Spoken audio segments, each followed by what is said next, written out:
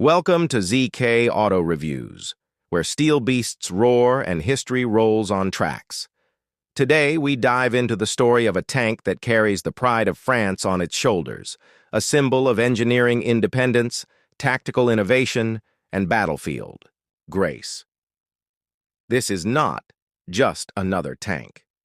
This is the AMX-30, a machine born not to match the armored giants of the Cold War in sheer weight, but to outmaneuver them with elegance and fire.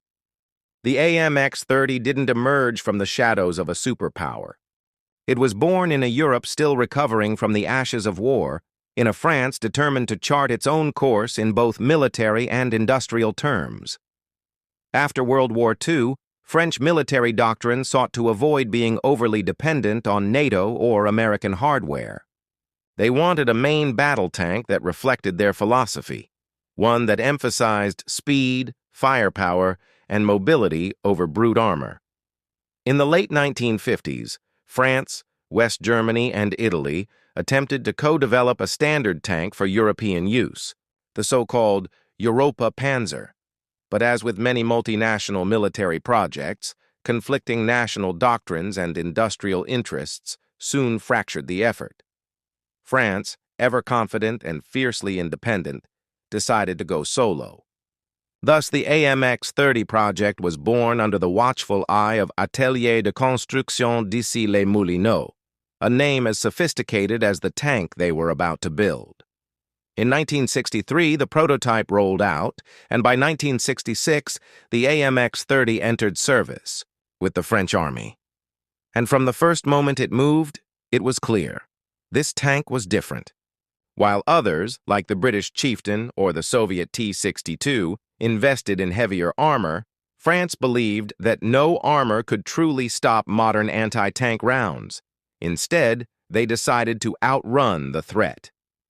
What you get in the AMX-30 is not a lumbering beast, but a lithe predator. It weighs just 36 metric tons, astonishingly light for a main battle tank. That low weight was no accident. It allowed the AMX-30 to reach a blistering 65 km/h on roads and 40 km/h cross-country. In the age when Cold War superpowers fielded steel monsters, the AMX-30 danced circles around them. But don't let its slim frame fool you. The AMX-30 packed a serious punch. Its heart was a French-designed 105mm CN-105 F1 rifled gun. This wasn't just a copy of the British L7. Oh no, it had its own flair, capable of firing the OCC-105 F1 heat round, which maintained penetration capability regardless of distance. It was a shell designed with elegance, not just brute force. And it gave the AMX-30 the reach and lethality it needed to compete on the modern battlefield. That gun was mounted in a cast steel turret, sleek and rounded, designed not just for protection, but to deflect enemy rounds at hostile angles.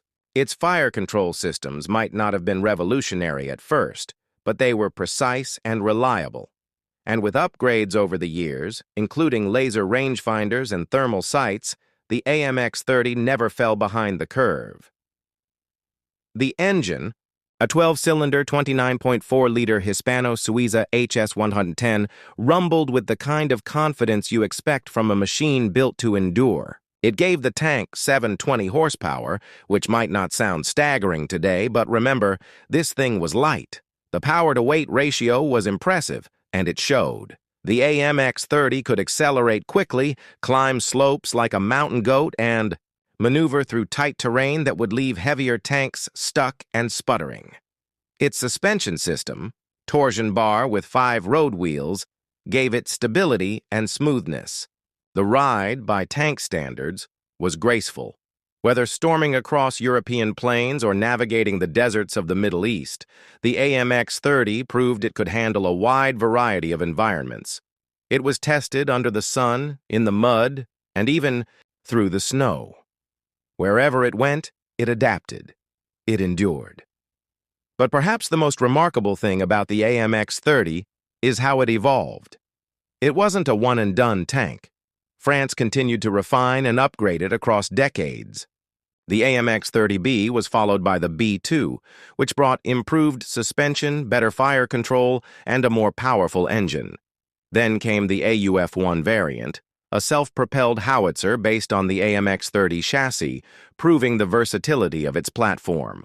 Even an anti-aircraft version, the AMX-30 DCA, came to life, sporting twin 30mm autocannons and a radar system that made it a menace to low-flying aircraft. France exported the AMX-30 to several countries, from Saudi Arabia and Qatar to Venezuela, and Greece. The tank proved to be a reliable partner on battlefields far from its homeland. And it didn't just look good, it fought. In the Gulf War, Saudi AMX-30s participated in combat operations, proving themselves against Soviet-era armor and holding their own with confidence. Their mobility allowed for rapid redeployment. Their firepower delivered decisive blows. These weren't parade ground machines, they were warriors.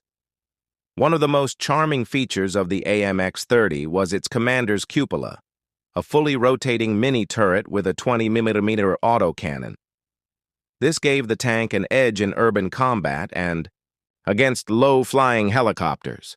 It's an uncommon feature for a Western tank and speaks to the French sense of tactical flair, always ready for the unexpected. And speaking of flair, let's talk design.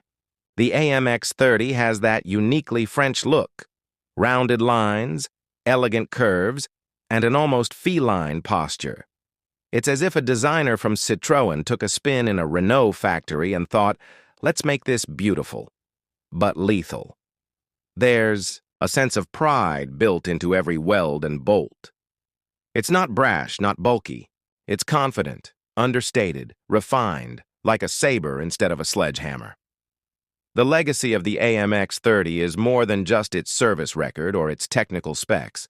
It's about philosophy. It stood as a declaration that mobility and precision could triumph where weight and armor could not. It was a tank built for maneuver warfare, for the modern battlefield, for a nation that refused to copy others and insisted on doing things its own way. And that spirit, that defiant independence, lives on in every variant, every deployment, and every crew that ever climbed aboard.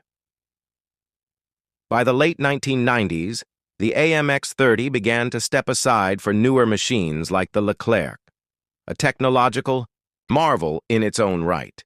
But the AMX-30 didn't fade away. Many continue to serve in second-line roles, in training units, or with foreign forces.